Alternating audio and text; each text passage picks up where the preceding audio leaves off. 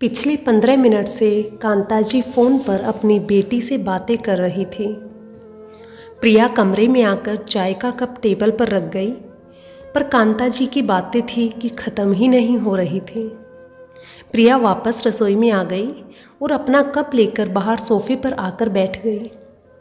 थोड़ी देर पहले तक सासू माँ रसोई में आकर खुशी खुशी बता रही थी कि क्या क्या बनाना है, लेकिन प्रिया के एक सवाल ने सब कुछ पलट कर रख दिया और उस एक सवाल के कारण काफ़ी हंगामा हो गया और कांताजी ने प्रिया को बहुत कुछ सुना दिया।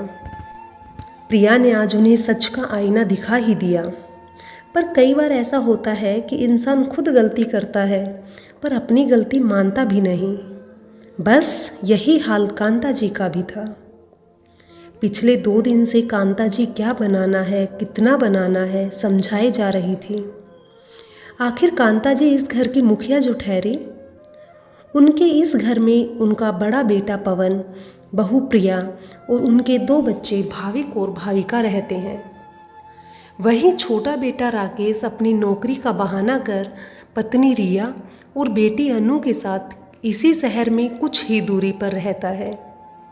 एक बेटी भी है सरिता, जिसकी शादी हो चुकी है और वो अपने ससुराल वालों के साथ इसी शहर में रहती है। चलो दोस्तों, अब आते हैं हम विशेष मुद्दे पर। कल शीतला अष्टमी है। इस दिन सब लोग ठंडा खाना ही खाते हैं।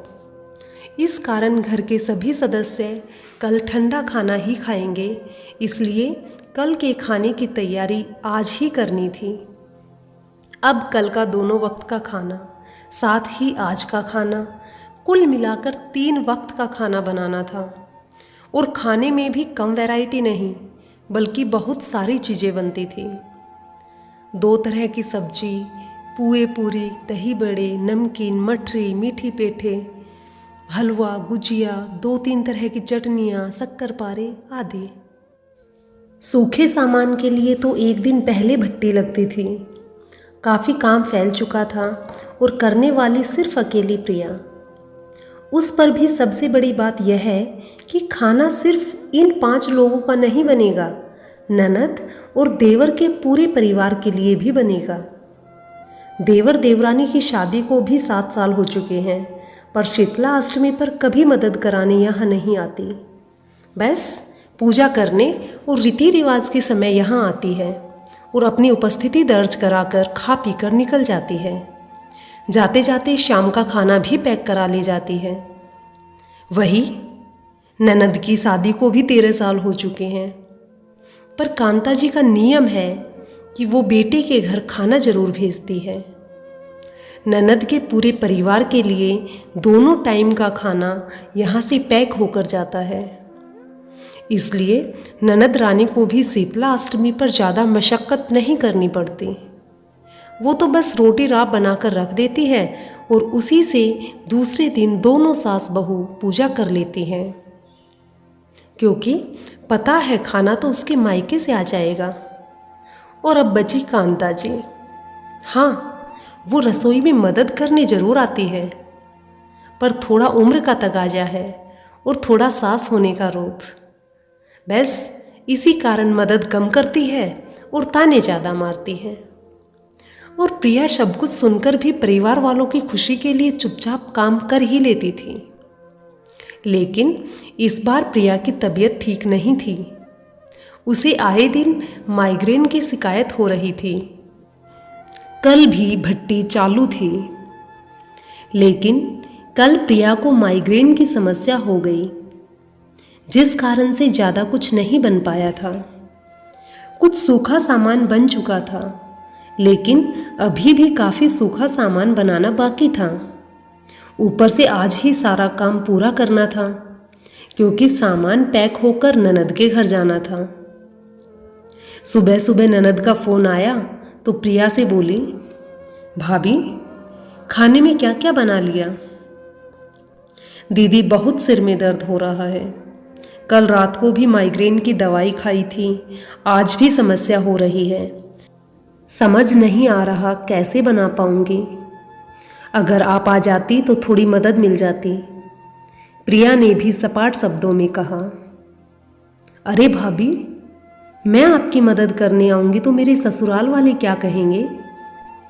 इससे अच्छा है आप छोटी भाभी को फ़ोन कर लो। कहकर ननद ने फटाफट फ़ोन रख दिया। उसकी बात सुनकर प्रिया को बहुत बुरा लगा। फिर भी उसने हिम्मत करके कांता जी से कहा, मम्मी जी, मेरी तबीयत ठीक नहीं है, मैं इतने लोगों का खाना अकेली नहीं बना पाऊंगी। आप रिया को बोल दीजिए, वो आ जाएगी तो थोड़ी मदद मिल जाएगी। उसकी बात सुनकर कांता जी ने कहा, तो तू कौन सा अकेली खाना बनाती है? मैं भी तो तेरी मदद करती हूँ। ऊपर से तूने मेरी बेटी को भी मदद के लिए बोल दिया। थोड़ी सी भी शर्म नहीं आई? उसके ससुराल वाले क्या सोचेंगे? कांता जी की बात सुनकर प्रिया हैरान रह गई।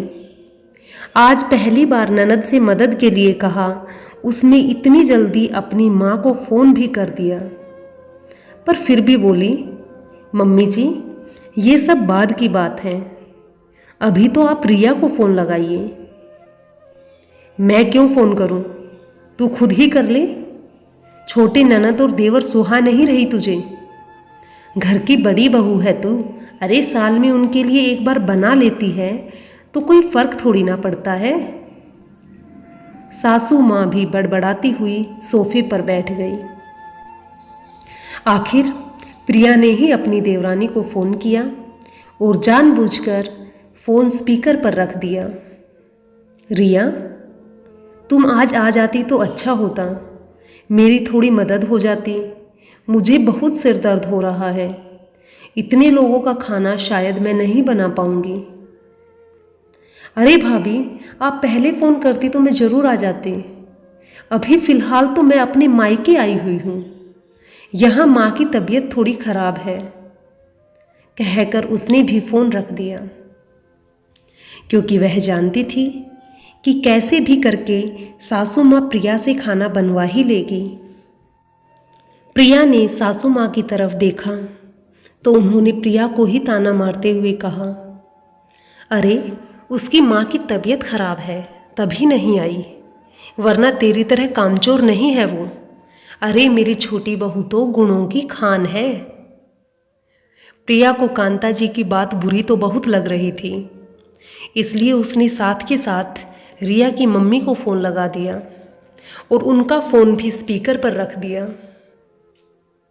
जब उधर से उसकी मम्मी ने फ़ोन उठाया तो प्रिया ने कहा, नमस्ते आंटी जी, कैसी हैं आप?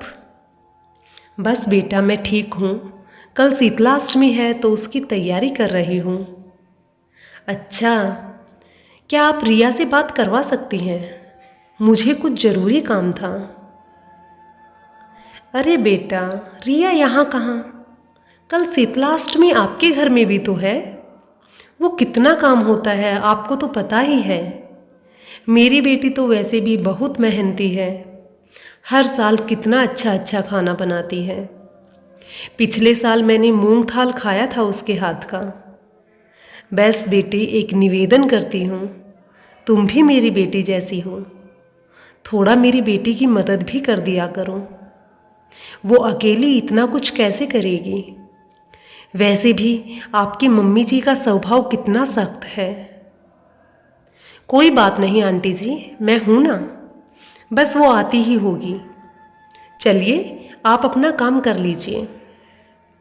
प्रिया ने फ़ोन रखते ही अपनी सासू माँ की तरफ देखा। कांता जी उससे नज़रें भी नहीं मिला पा रही थी। आखिरकार प्रिया ने कहा, माफ़ करना मम्मी जी, आप अपने छोटे बच्चों के लिए मुझे 2 बातें सुनाते हैं। वो आपके छोटे बच्चे हमारा इस्तेमाल कर रहे हैं, अब तो समझ जाइए। पर अब मैं उन लोगों के लिए खाना नहीं बनाऊंगी। मुझसे जितना बन पड़ेगा मैं अपने परिवार के लिए बना लूँगी। इसके अलावा मैं किसी चीज़ को हाथ भी नहीं लगाऊंगी। उन लोगों से कह दीजिए कि अपने खाने का बंदोबस्त खुद कर लें। अरे उस निकम्मी बहू को तो छोड़, मेरे बारे में इतना झूठ बोलती है, पर मैं इतने सालों से अपनी बेटी के ससुराल खाना भेज रही हूँ, अगर इस बार नहीं भेजूंगी तो उसके ससुराल वाले क्या सोचेंगे।